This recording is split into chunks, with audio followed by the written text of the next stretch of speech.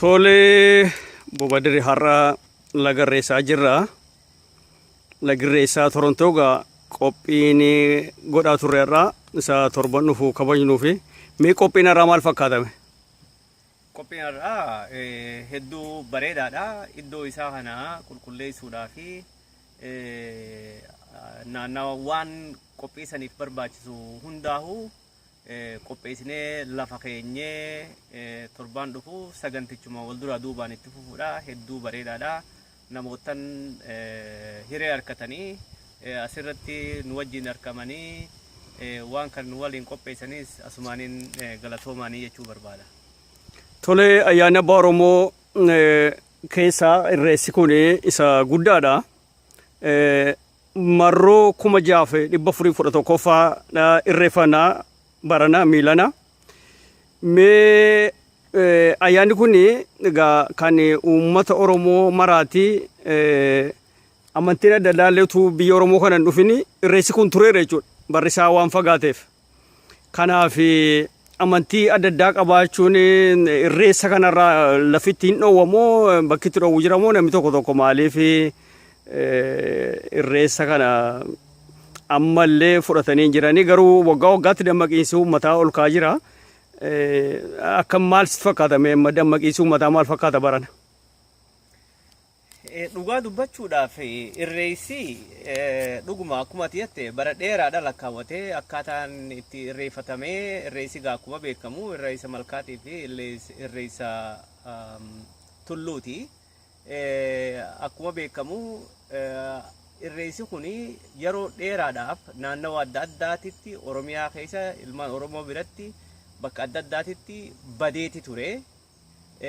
Naannawa tokkotti immoo hafeeti ture. Isuma kana deebifnee kunuunsinee barannee wal barsiifnee fuulduraa fi ayyaana galataati. Inni kun jechuun akkuma gaafii ta'e si deebisuudhaa fi namni waanuma ofiitu sirriitti beekuu dhabinsarraa ka'anaaf fakkaatu wantichi isaa waan kana ta'eef malee namni takka amantii fudhatee takka waan gara biratti fudhatee natti hin fakkaatu. Gaduma fageenyaan waanuma ofii sirriitti beekuu dhabinsarraa ka'anaaf fakkaata malee maal jecha aadaan Oromoodha. Eenyummaa keenya waan eenyummaa keenya ta'eef jecha eenyuhu maalummaa isaa ittiin boonee mataatti ol qabatee deemuudhaa qaba. Garuu amma fakkeenyaaf yoo fakkeenyaaf anuma na fudhatte naannawaan itti dhaladhee guddadhetti maquma irreessaatiitu jira malee ayyaanni isaa kabajamuun egaa tarii akaakoo kiyyatti booda'aani.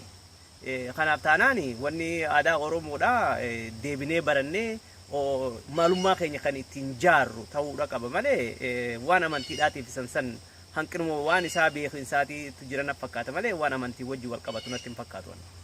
Ayyee akka mammaasii Oromoo jedhutti loon farraa eegee yookaan yosoosee ofirratti nyaatti jiru. Eegeesee ofirratti nyaatte tisiisa waan ittiin ofirraa kaaftu dhabdi jechuudha. Uummanni tokko immoo afaan aadaasaa yoo kabajuu baate dhabamaa deema. Kanaafi ayyaana kana immoo gamtaadhaan tokkummaan Oromoon tokko jedhameen dhaadatamu afaan calaadhaan dhufu. Waan isa tokko godhu afaan aadaasaa sirnaan bahee cufti tokkotu manatti nafini kabajuu qaba. Kanaafi mee kanarratti maal jettame dhufe maal yaada maal qabdame kanarratti? Yaanni an qabu namni hundinuu ilmaan Oromoo eenyummaa isaanii maalummaa isaanii barbaadanii sirriidhatti gadi fageenyaan beekanii ittiin boonuudha qaban.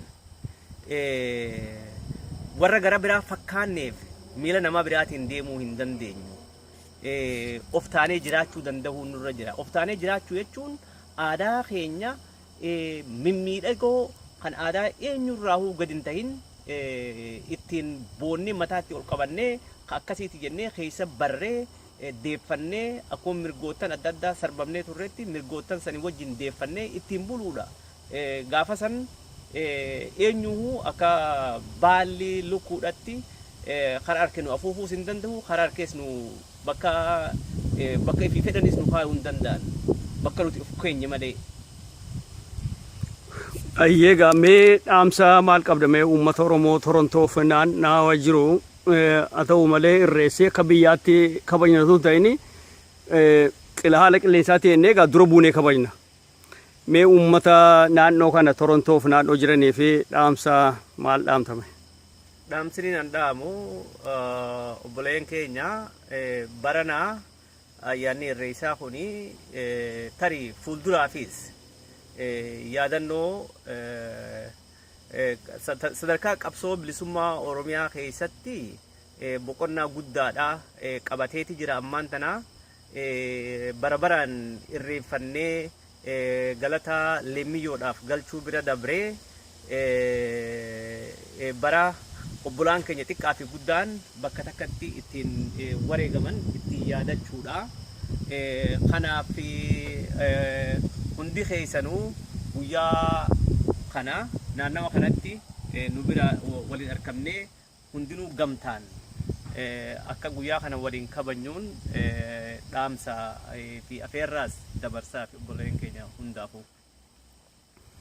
Obbo Badrii Adam guddoo galatoomii horii bulii laati bosonii umurii harraagessaa fayyaa gadamsaa adda leencaasii fakkennu galatoomi sin jedha. Leel galatoomi ati siree kanaaf hennuu keeti. Ayyee nagaan. Ulfaadhu horii bulii.